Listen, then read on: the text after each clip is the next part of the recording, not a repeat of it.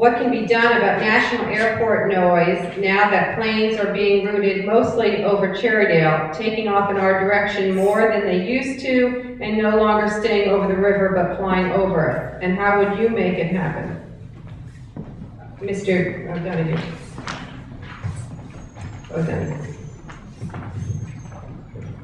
On the airport noise, what a large part of it is a matter of enforcement, of knowing who's violating the routes. The routes were set up, they were agreed to, they have to stick to them, and we have to know who's actually violating the route. So when a plane deviates from the routes, and I watch them, they're supposed to be sticking to the river, and it's amazing to see how much deviation there actually is. How many of them deviate this way, how many deviate north, deviate south. Now, if we can get information on which planes are doing that, and just be able to track, okay, at this time this happened, we can true it up with some oversight from Congress to which plane is violating that. We can start, levying, having the Federal Aviation Administration levy fines and get on those airlines, and that will do a lot to help reduce that noise and make sure that they stick to the agreed to route that was determined by the FAA and which is supposed to reduce the noise. So it's really a matter of keeping on top of it and enforcing those routes.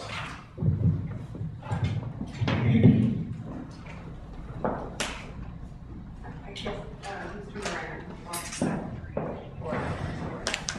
I thought we were going around a circle.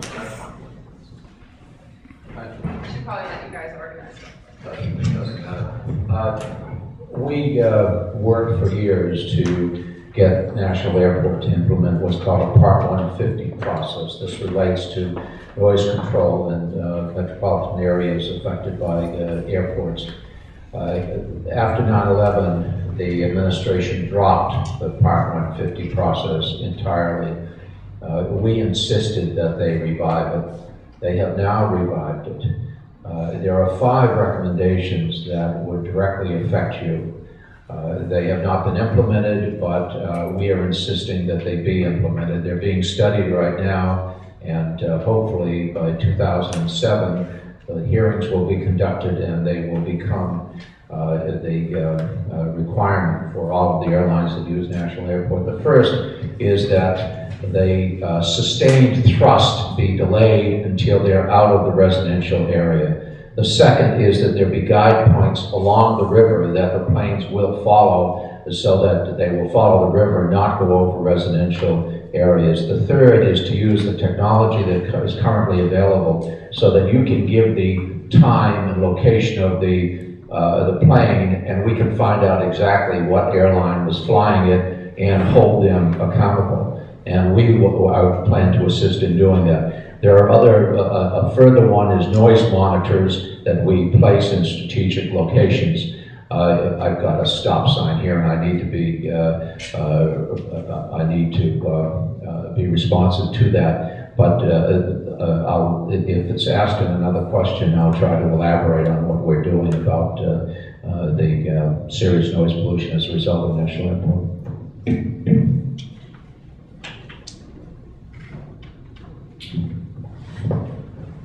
Well, noise is a serious problem throughout this county. I live in Fairleigton, and we have constant helicopter flights because as helicopter pilots told me at the Air Force Memorial dedication, Mr. Rumsfeld likes to have his generals shuttle around to Dulles and to Fort Belvoir on helicopters whenever they feel like it.